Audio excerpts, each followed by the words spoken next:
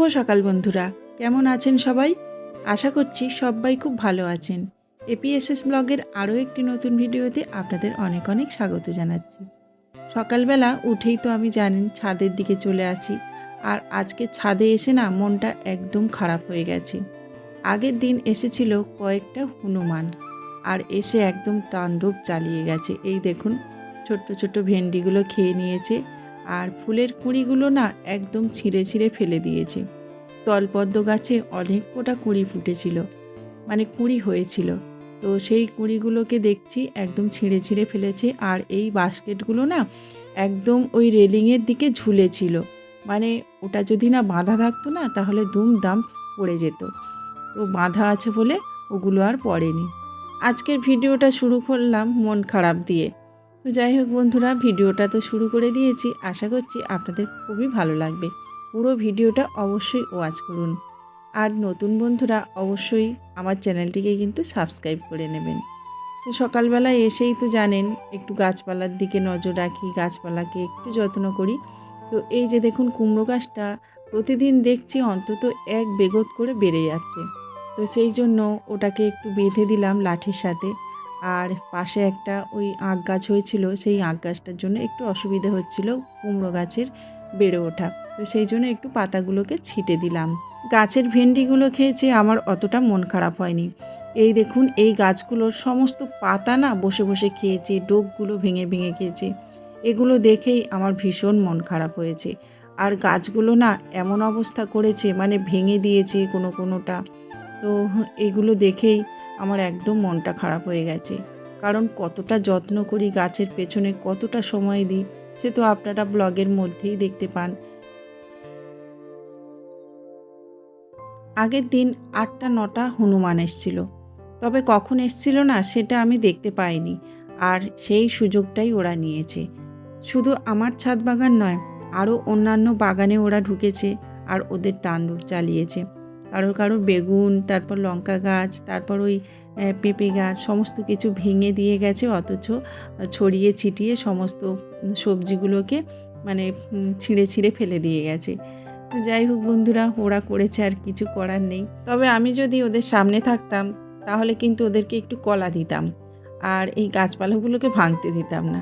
তো যাই হোক বন্ধুরা, এই যে দেখুন গাছগুলোকে একটু ছিটে দিচ্ছি, আর ডোকগুলোকে কিন্তু ফেলবো না, এই ডোকগুলো রেখে দেব আর রুট হরমোন দিয়ে বসাবো। আগে না অনেক কাগজ ফুল গাছের ডোক এরকমভাবে ছিটেছিলাম, সেগুলোকে রুট হরমোন দিয়ে বসিয়েছিলাম। তো আপনাদের সাথে শেয়ারও করেছি। তো সেটা দেখবো আজকের কেমনভাবে আছে, বা ওর থেকে সুন্দর চারা হয়েছে কিনা সেটাও আপনাদের সাথে শেয়ার করব। আর এই দেখুন বন্ধুরা, এই টবটা না এই র্যাক থেকে ফেলে দিয়েছে, মানে ওরা এসে যে কি করেছে কি বলবো।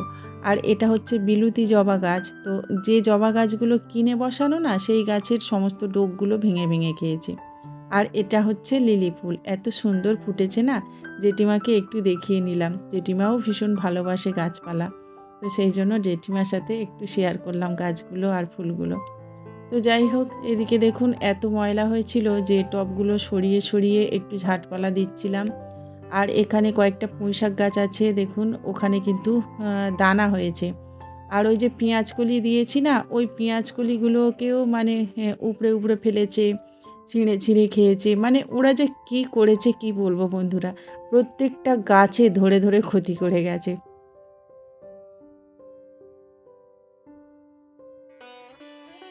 মানুষ যদি আমাদেরকে কোনো ক্ষতি করে থাকে তাহলে কিন্তু তার যোগ্য জবাব আমরা দিতে পারি, কিন্তু পশু পাখি এগুলো কিন্তু যদি ক্ষতি করে থাকে ওদেরকে কিন্তু কিছু বলতে পারি না, তাই না বন্ধুরা বলুন?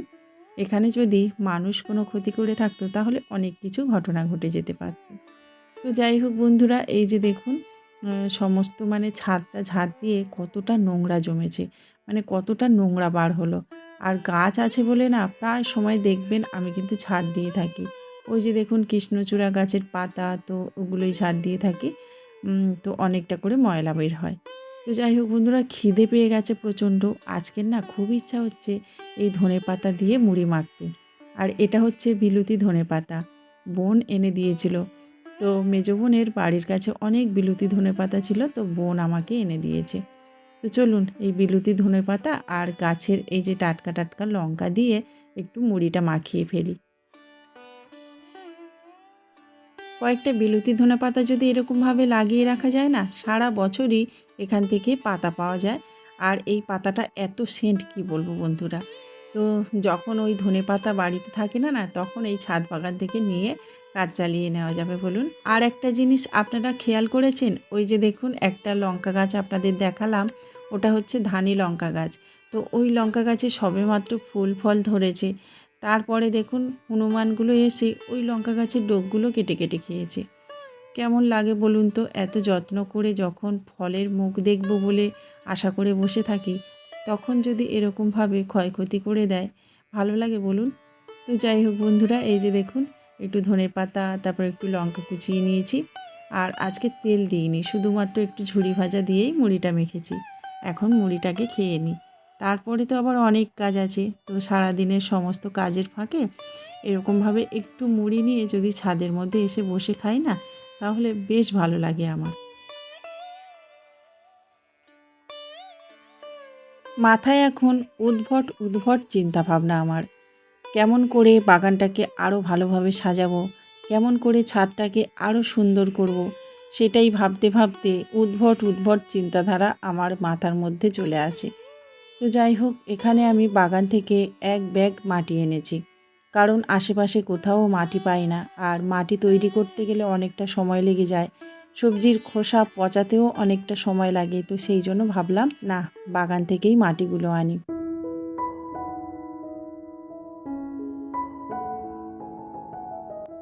যেগুলো আমাদের দৈনন্দিন জীবনে কোনো দরকার পড়ে না, যেগুলো আমাদেরকে ফেলে দিতে হয়, সেই জিনিসগুলো যদি আমরা গুছিয়ে গুছিয়ে রাখি না কোনো সময়ে ঠিক সেগুলো কাজে লেগে যায়। এই দেখুন বন্ধুরা, কতগুলো বোতল আমি কিন্তু রেখে দিয়েছিলাম গুছিয়ে। তো সেগুলোই আজকের কাজে লাগাবো। আপনাদের মতো আমিও কিন্তু একটু ফেসবুক, একটু ইউটিউব দেখতে ভালোবাসি। তো সেই রকমভাবে একদিন দেখলাম যে বোতল দিয়ে নাকি খুব সুন্দরভাবে গাছপালা তৈরি করা যায়। আমি যদিও এর আগে কোনো দিন এভাবে করে চাষবাস করিনি বোতলে, তবে ভাবছি যে চেষ্টা করলে ক্ষতি কী? চেষ্টা করলে সব কিছুই পারা যায়। ওরা যখন পারছে আমি কেন পারবো না? তো সেই জন্য আমি দেখুন কয়েকটা বোতল এভাবে করে কেটে নিয়েছি পেছনের দিকটা। আর তারপরে একটু মোমবাতি জ্বালিয়েছি, আর এই ছুরিটা একটু গরম করে নিয়ে আর ফুটো করেছি। তো ওইরকম ফুটো করেই রেখে দিলাম, কারণ এখন চারা গাছ বসাবো না। এখন অনেকটাই দুপুর, তো ভাবলাম না, ওভাবেই রেখে দিই, বিকালের দিকে চারা গাছগুলো বসাবো। এখন আমি উনুনটাকে একটু লেপে নিচ্ছি। আর এই উনুনটা না, আমি কিন্তু ঠাকুরের উনুন বানাবো। তো এটা হচ্ছে নিরামিষ উনুন, সেই জন্য খুব ভক্তি ভরে সুন্দর করে বানানোর চেষ্টা করেছি। আপনারাই এখন দেখে কমেন্ট করে বলুন উনুনটা কেমন হয়েছে। তো যাই হোক বন্ধুরা, এই যে উনুনটাকে আমি লেপে মুছে নিলাম।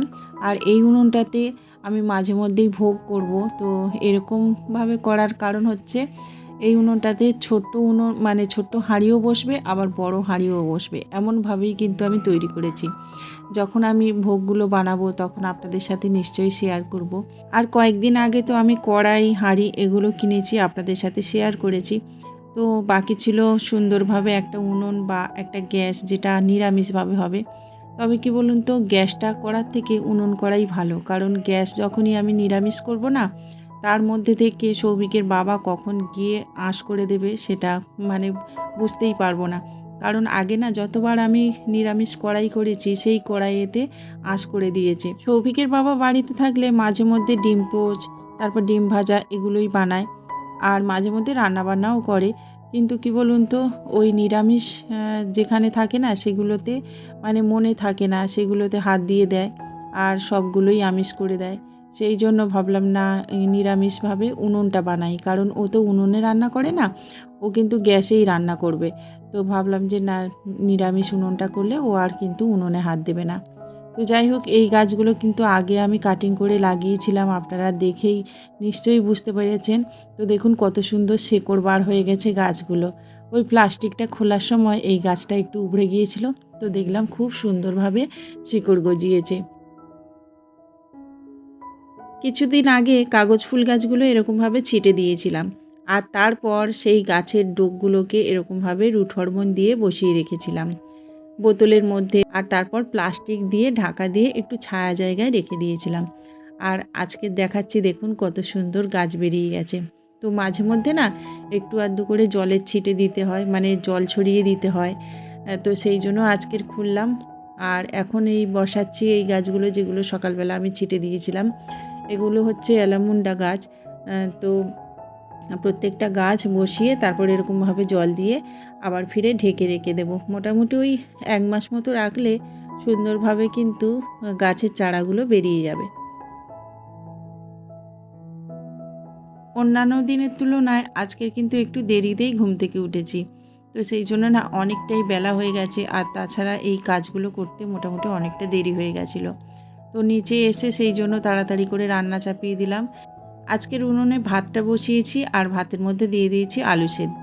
আর গ্যাসে বসিয়েছিলাম ওই যে ডাল, তো ওটাই রান্না করেছি। আর তারপরে খাওয়া দাওয়া করে আবার চলে এসেছি ছাদে। তো ওই যে সকালবেলা বোতলগুলোকে রেডি করেছিলাম না, তো এখন আমি চারা গাছগুলো বসাবো। একটু অন্য পদ্ধতিতে আমি এই চারা গাছগুলো লাগাচ্ছি। প্রথমে এই যে দেখুন একটু মাটি দিয়ে দিলাম বোতলটাতে, আর তারপরে দিয়ে দিয়েছি একটু সবজির খোসা, আর তারপরে আবার একটু মাটি দিয়ে দেব। তো এখন গাছটাকে এই যে ফুটোর মধ্যে থেকে ঢুকিয়ে দিলাম। তো ওই ফুটো দিয়েই কিন্তু গাছটা বড় হবে, আর গাছটা নিচের দিকে ঝুলে আছে, তো যত দিন যাবে ততই কিন্তু গাছটা উপরের দিকে উঠতে থাকবে। আর এভাবেই কিন্তু দেখেছি যে অনেক গাছপালা চাষ করছে। তো আমি এই 3টে মাত্র বোতলেই চাষ করব, কারণ বেশি এখন দেব না। এখন পরীক্ষামূলকভাবে শুরু করছি, যদি দেখি খুব সুন্দর গাছ হচ্ছে তাহলে আবার কয়েকটা বোতলে করে এরকমভাবে দেওয়া যেতে পারে। তো যাই হোক, এই দেখুন একটাতে দিয়েছি তো আমি লঙ্কা গাছ, আর দুটোতে দিয়েছি আমি বেগুন গাছ। তো দেখা যাক কেমন হয়। আর এই বোতলের ছিপিতে আমি কিন্তু একটু ফুটো করে দিয়েছি, যাতে জলগুলো, মানে যে বাড়তি জলগুলো হবে সেগুলো ঝরে যায়। আর তারপরে দেখুন এভাবে করে ঝুলিয়ে দিলাম, তারপর একটু জল দিয়ে ভিজিয়ে দিচ্ছি। জানি না এভাবে করে চাষ করলে গাছে আদৌ ফল পাবো কি না, আর যদি ফলও হয় হনুমানে সেগুলো আস্ত রাখবে কি না সন্দেহ আছে। তো যাই হোক বন্ধুরা, আজকের ব্লগটা তাহলে এই পর্যন্তই রাখছি। ভালো লাগলে অবশ্যই লাইক কমেন্ট করবেন, আর সাবস্ক্রাইব করে পাশে থাকবেন। নমস্কার।